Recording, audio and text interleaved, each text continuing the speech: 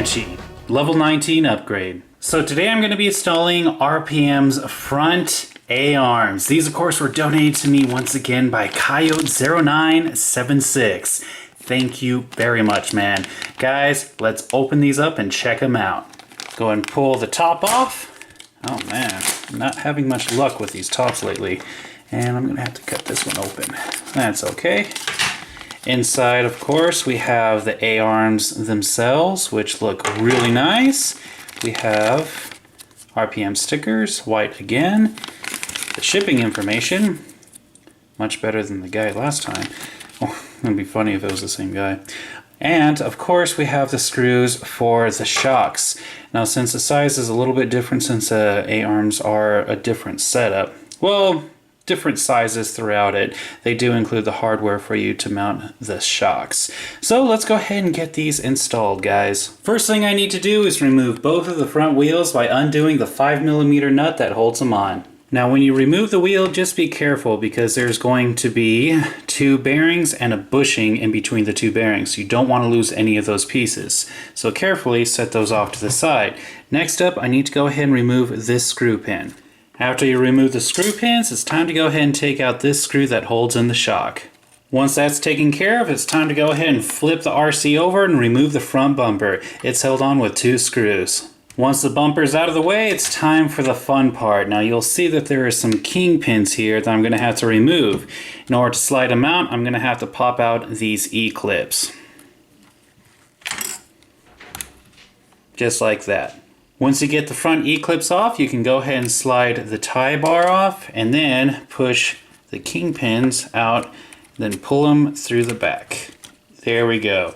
And now we can go ahead and compare these to the new A-arms. And as you guys can see, the RPM ones are way bulkier than the stock ones. Gotta love RPM. Now, before I install these, I'm going to go ahead and get rid of these stupid kingpins. Now that means I'm not going to be able to use the tie bar anymore, which means I'm going to have to upgrade this bulkhead to aluminum really soon. But I just absolutely hate E-clips. So I'm going to go ahead and convert it to a screw pin.